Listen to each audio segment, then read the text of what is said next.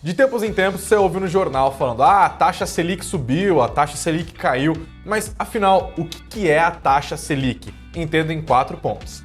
Primeiro ponto, a gente vai conhecer o menininho Selic. Pois é, tem o Selic e tem a Selic. A gente começa falando do Selic, que na verdade é um sistema. É o Sistema Especial de Liquidação e Custódia. Esse sistema é administrado pelo Banco Central e nada mais é do que uma estrutura super importante para o mercado financeiro que administra quem é dono de determinado título público emitido pelo governo. Título público tá ficando mais difícil. Calma, parênteses. Título público é basicamente uma dívida que o governo emitiu. E esse sistema é o sistema responsável por dizer em nome de quem está esse título agora. Basicamente, o governo emite uma dívida e fala, vou te pagar X daqui tanto tempo, que é a data de vencimento.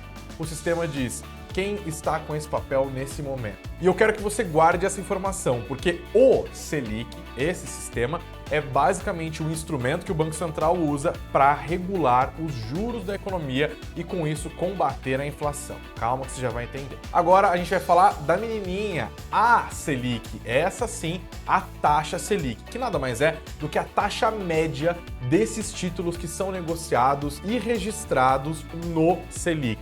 Entendeu? O Selic é o sistema, a Selic é a taxa média desses produtos financeiros. Basicamente, o Banco Central, como operador desse sistema, atua para fazer com que as taxas médias dessas operações envolvendo essas dívidas emitidas pelo governo se aproximem da taxa definida pelo Comitê de Política Monetária, o famoso Copom. Copom? Como assim? Esse é o terceiro ponto. Copom é o Comitê de Política Monetária do Banco Central. Ele é um ajuntamento de diretores muito importantes dessa instituição que se reúne periodicamente para definir o que vai acontecer com a taxa Selic. Lembra? A taxa média do sistema Selic. Mas calma, não é arbitrário. Eles não se reúnem e jogam dados e decidem qual vai ser a taxa. Na verdade, eles fazem com que essa taxa suba ou desça para fazer com que um outro indicador super importante, que é a inflação, medida oficialmente pelo IPCA, atinja a meta que é definida para o Banco Central pelo Conselho Monetário Nacional. Mas por que isso importa? Calma, esse é o quarto ponto. Lembra que eu falei que o Banco Central basicamente sobe ou desce a taxa Selic para fazer com que a inflação fique na meta que foi definida antes pelo CMN? Então, vamos entender o que é inflação. Basicamente, inflação é o processo de alta dos preços. E os preços sobem, você sabe, por vários motivos, mas simplificadamente tem um maior de todos. As pessoas ganham salários maiores, compram mais, essa demanda aquece a economia, os preços vão subindo. E aí, num determinado período, esse processo de alta dos preços se chama inflação. Uma outra maneira de definir a inflação é a perda do poder de compra. Afinal, se os preços foram subindo, o preço desse mouse aqui, por exemplo, ao longo dos meses teve uma inflação de 10% para esse mouse, significa que naquele período específico você teve que dar um número maior de dinheiros pelo mesmo produto. Ou seja, o dinheiro foi perdendo o poder de compra. Isso é inflação. E o Banco Central está hiper atento à inflação. Ele usa a taxa Selic justamente para tentar quebrar um processo inflacionário ou então até para tentar estimular a economia se ela estiver vivendo um momento de crise, por exemplo. Ao subir os juros, o Banco Central faz com que o custo do dinheiro fique mais alto. Então,